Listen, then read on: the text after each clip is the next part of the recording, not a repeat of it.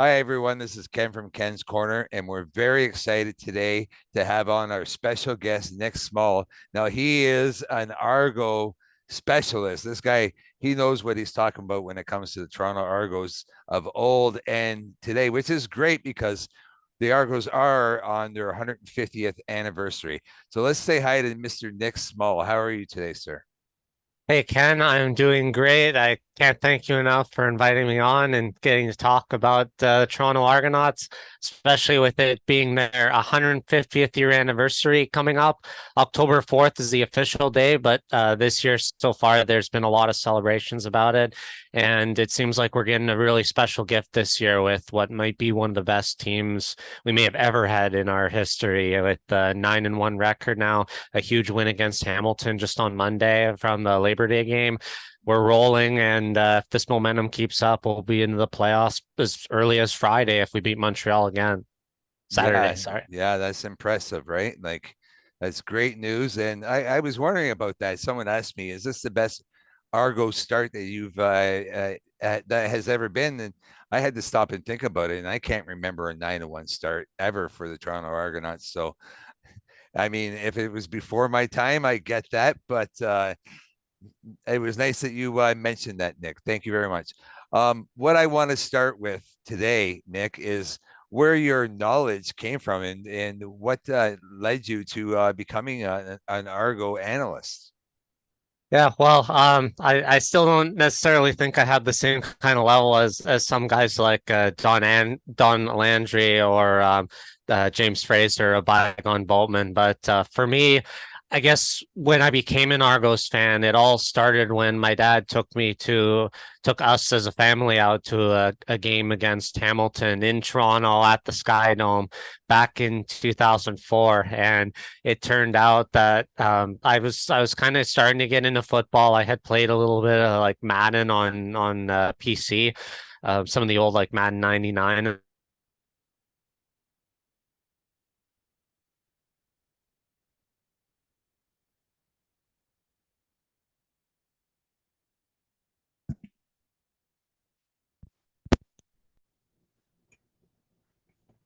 It just I don't know what it was, but it got me completely set on football. And then from that point on, I started playing football as early as grade five, and then I brought a lot of my friends into playing football with me in the league in Mississauga Football League, and then from there, just kind of in my time at through university and whatnot, I've always just sort of kept in touch with the Argonauts and followed them every year and through the highs and lows, the championships they've got in 2012 and 2017 and last year, and just constantly building on that. Yeah, exactly, sir. Like, I was thinking it's quite refreshing that you're an Argonaut and a CFL fan, considering the NFL is right there. And I've always considered the Canadian Football League to be quality football.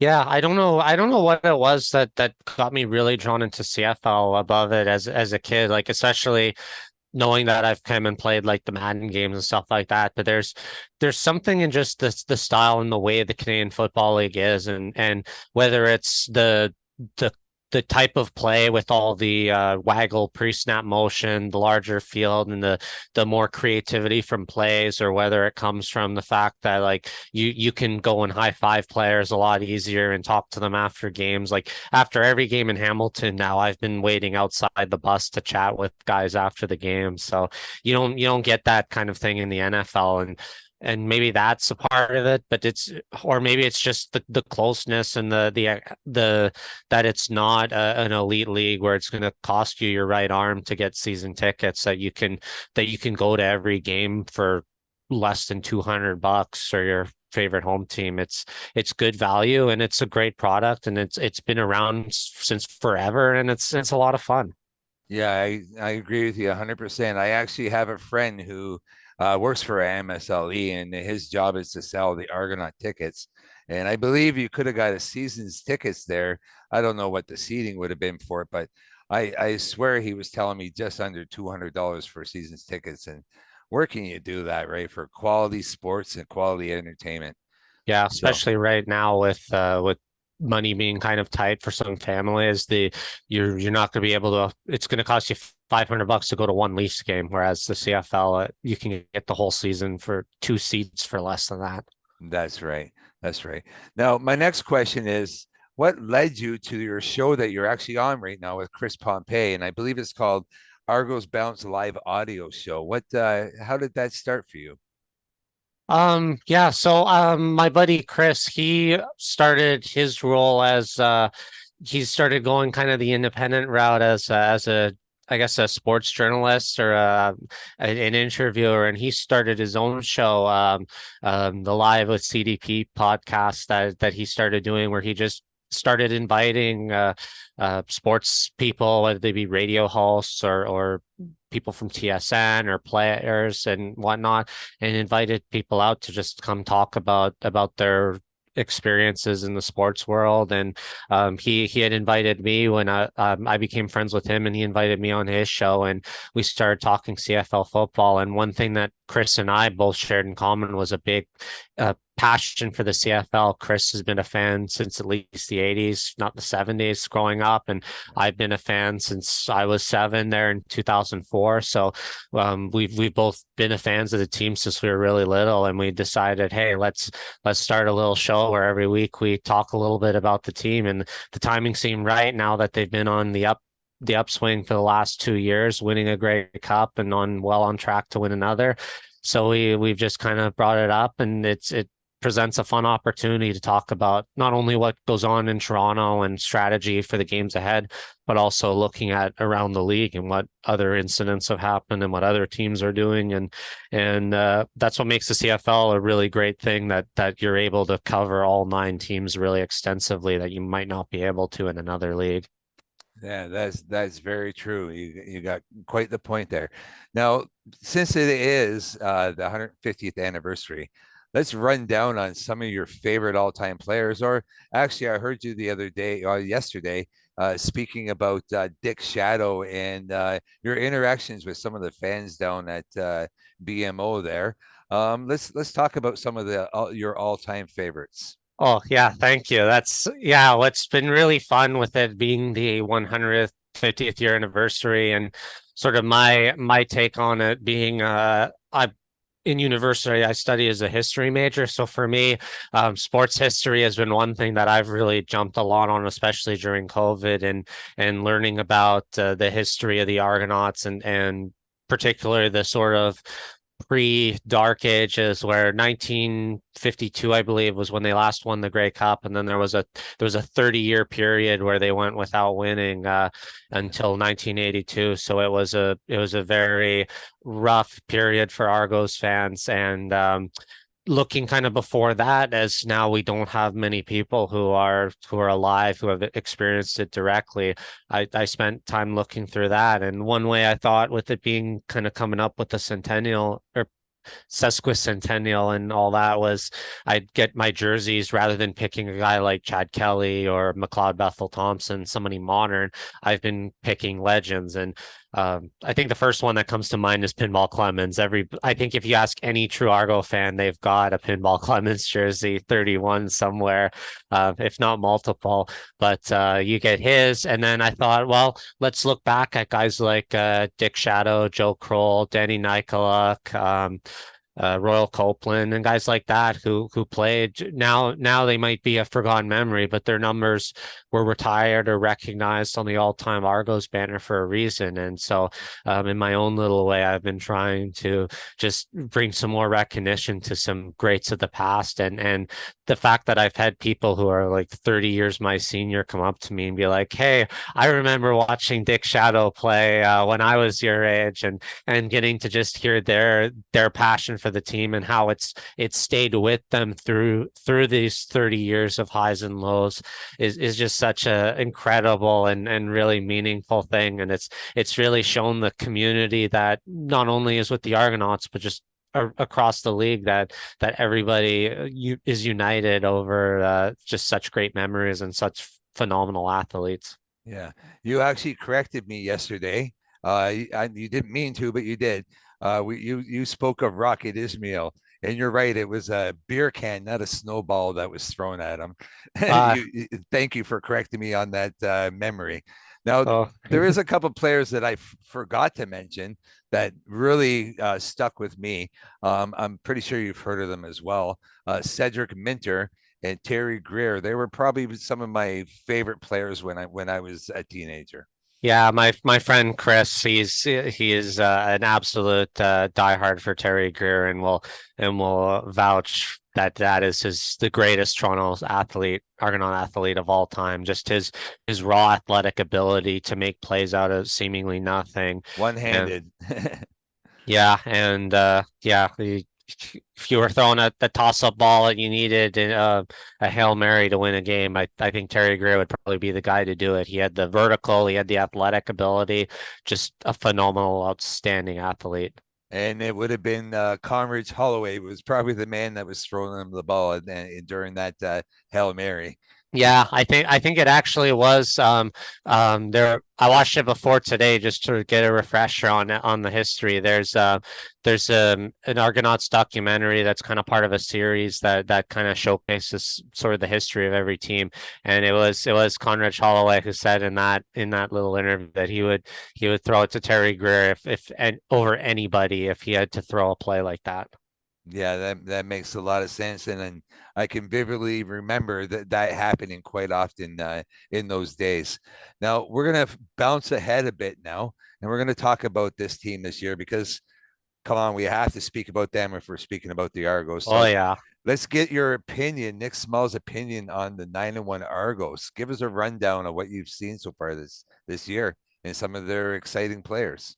Yeah, I think if you're going to talk about this team, you have to start by talking about the leader and of the offense, Chad Kelly, and how ever since he came in relieving McLeod Bethel Thompson in the Grey Cup after McLeod injured his hand, his throwing hand, it's been Chad Kelly's team from that moment, and what we've seen through this whole year is a sort of change in personality where there was a lot of questions with him coming in. Was he gonna um some questions about his time since Old Miss and playing in the NFL and could he be the guy? And I think there was always that potential there because we knew what kind of athlete he was with Old Miss.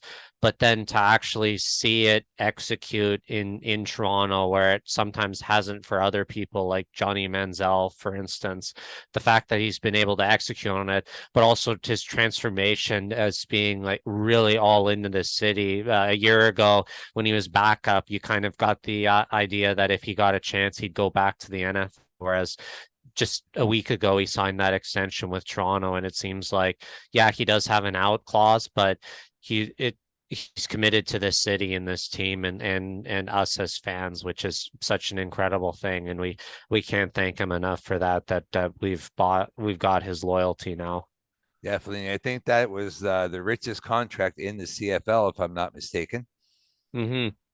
It Uh, was Zach Caleros up until then, but I think Chad tops it now with that. Thank you. Let's talk a bit about Javon Leake. Did you see what came of him this year? Where did this guy come from? Did you see this leading up to his fantastic season that he's putting on out there as a kickoff return specialist? I guess that's what he's doing, right? Yeah, where he's definitely getting himself into territory with Chad Owens and Pinball Clemens with all those outstanding returns, which is if you're in that kind of company, that's a pretty good spot to be in. For yeah, I was just talking about with Chris yesterday, and yeah, what's really been crazy about was when he came in the year before, they had let go Chandler Worthy, who had I think he had a couple of return touchdowns the seasons before, and he was it was kind of a bit of a shock. Everybody kind of thought at the time, and Montreal scooped him up really quick. But in the long run, it's really paid off over his athletic ability and Leak's just pure speed. Once he gets going, you can see that he's almost impossible to stop. And I got to give lots of credit to Mickey Donovan and how much he's learned over the 2 years since coming in as special teams coordinator. They honestly were not a very good team special teams wise last year, but it seems so far this year they can't do much wrong. They're not even when they're not getting the return touchdowns like Leak has, they're just getting good field position. And this last game in Hamilton's a good example. I don't think they started outside of their own 50-yard line for any crucial drives, and that wins you games when you're starting 30 yards ahead instead of back within your own 20. Yeah, yeah, definitely, right?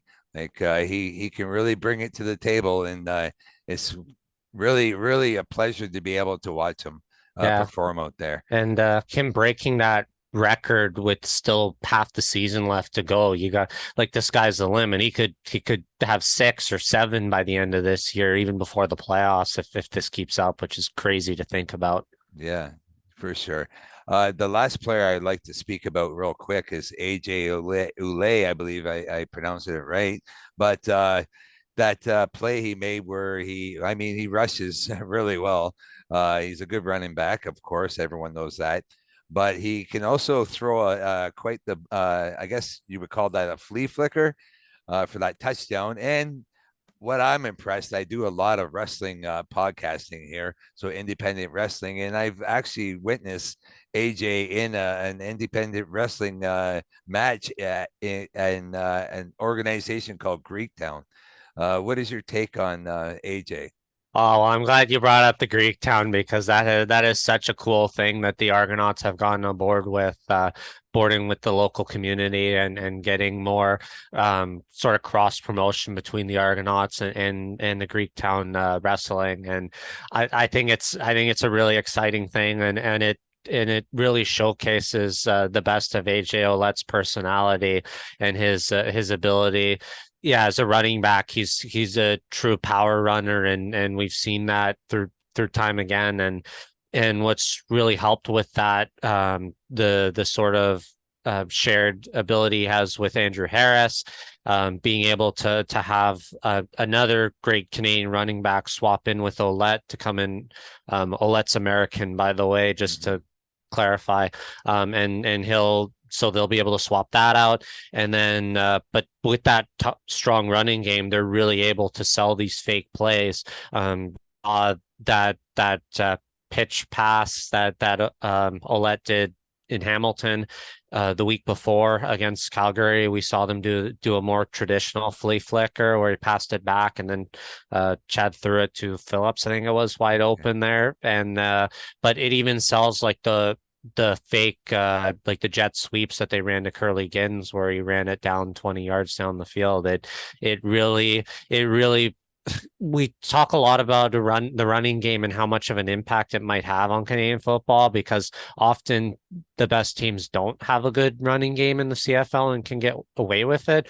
But this is really a team that builds off its running game, and especially when they have leads like they had in Hamilton after the first quarter, they can keep power running the ball and still get the yardage they need, which you don't see very often here. Yeah, I agree. My last thing I'm going to ask you is, well, before we shut down here today, I want to thank you for coming on, Nick. You've been a great knowledge of Argo and CFL knowledge you have, and you're one heck of an analyst. Don't ever sell yourself short, Nick. Um, I truly believe that. Now, where do you see this Argo team finishing? Do you think we're Grey Cup bound this season, or what do you think? 9-1 through 10 games midway of the season. You got to think that this team has the ability to go all the way back to back. And I wasn't even born yet when they had the 96, 97. I guess I was alive for the 97, but I wouldn't have remembered that at all. But for them to go back to back would be such a huge thing because since I've been a fan, the Argos have been kind of this rise and fall team. They build up, they'd win the Grey Cup, and then they'd be mediocre or worse for 5 or 6 or 7 years, and then they'd out of nowhere rise up again and win the Grey Cup, and then they trickle back down again. This has been a time where they've really shown that they have the potential to be a dynasty type team, kind of like Winnipeg the last 3 years, and before that Calgary. And we haven't seen an Eastern team really dominate in this way, like it's in a really long time, and it's really exciting as a Toronto Argonauts fan to enjoy that. And there's going to be more downtimes again, and you got to enjoy your team when they're hot, and but still be humble because yeah, I think coming in there was a lot of expectation that the Argos had the ability to do it again. And yeah, you it is 9 team league, especially on every team to do well, but there are sometimes teams that just for whatever reason, whether it's injuries or whatnot, just don't put it together. So you gotta you gotta you gotta be proud of your team when they're in this high spot, but you can't get too arrogant because like look at Winnipeg. They've won three, they've been to three finals and won two of them. And before that, they were the team that before Hamilton even couldn't buy a Grey Cup. So um, Hamilton's time will come, and Montreal will bounce back, and Edmonton will become a good team again, and the Argos will eventually drop to the bottom too. So I'm really excited with how this team is going, and I'm gonna ride with them all the way, and I'm gonna ride with them when they're down low at the bottom again.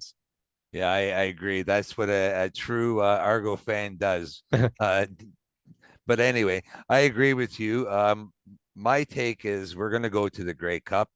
For some reason, I'm thinking BC is going to be there with us. I'm not sure, but anything can happen during a Grey Cup, as we Oh we yeah, found out last year, especially. But I that was still one see of us the pulling it out.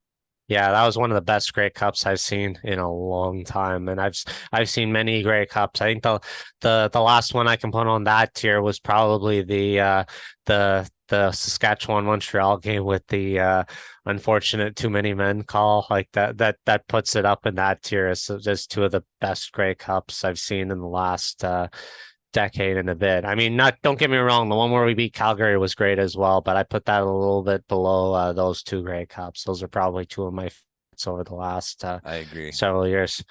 If you don't mind me asking, Ken, have you had a chance to go to BMO Field this year to check out an Argos game? I have not been down this summer. I've been on the move with my 13-year-old son all summer. I've been to Calgary twice and Ottawa, so I've had quite the busy schedule. But I have actually seen the Argos play there a few seasons ago when they weren't too good, and actually ran into Pinball Clemens in the Yeah, corridors downstairs, which was really fun.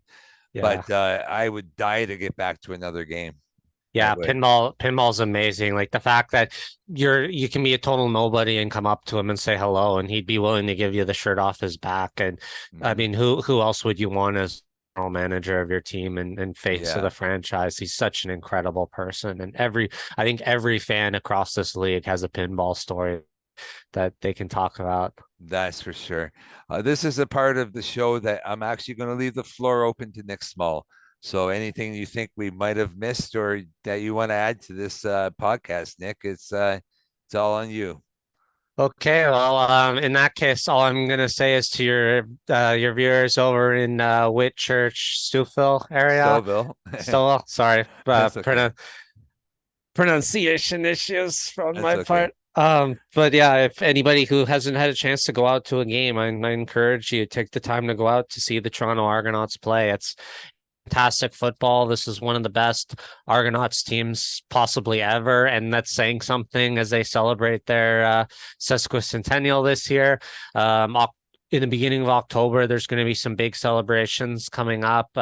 So if you get a chance, come out to those, and yeah, just keep enjoying CFL football. It's an amazing sport, and I encourage everybody to get a chance to, whether it's BMO or Tim Hortons Field in Hamilton or TD Place in Ottawa, go check out a game because it's a very unique type of football, but it's really exciting and it's action packed from beginning till end. So go check it out and go Argos.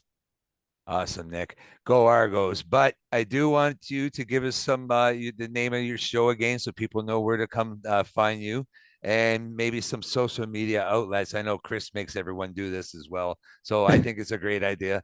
Let's hear where we can find Nick Small. Yep, thanks, Ken.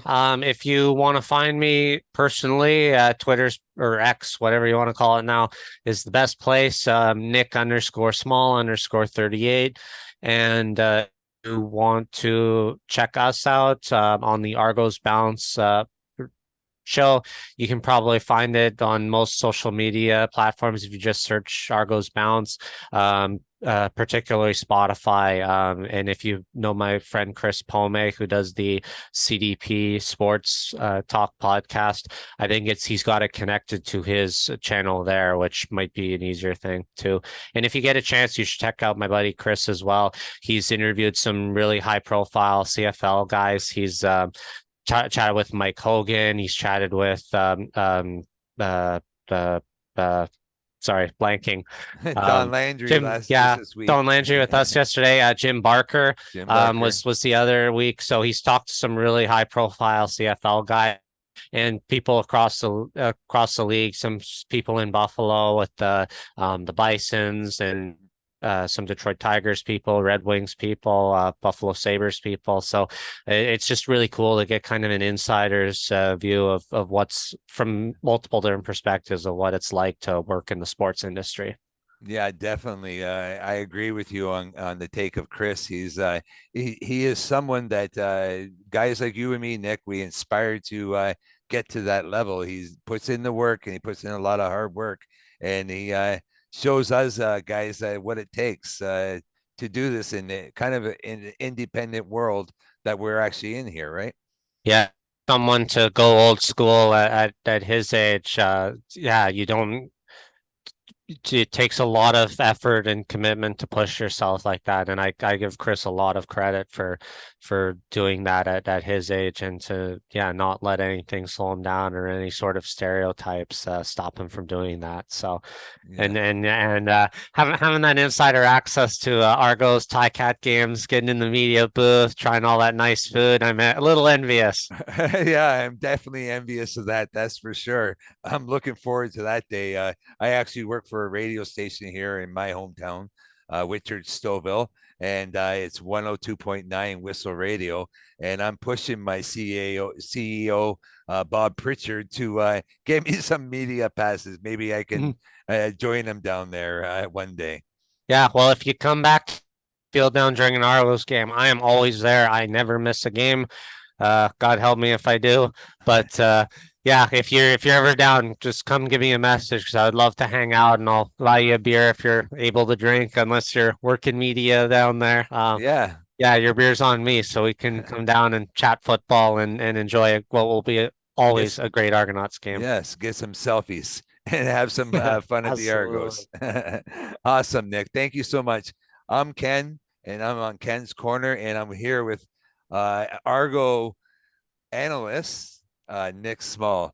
Have a great day, Nick, and thank you so much for joining us today. Thanks, Ken. It was such a pleasure. Take care as well. Bye bye.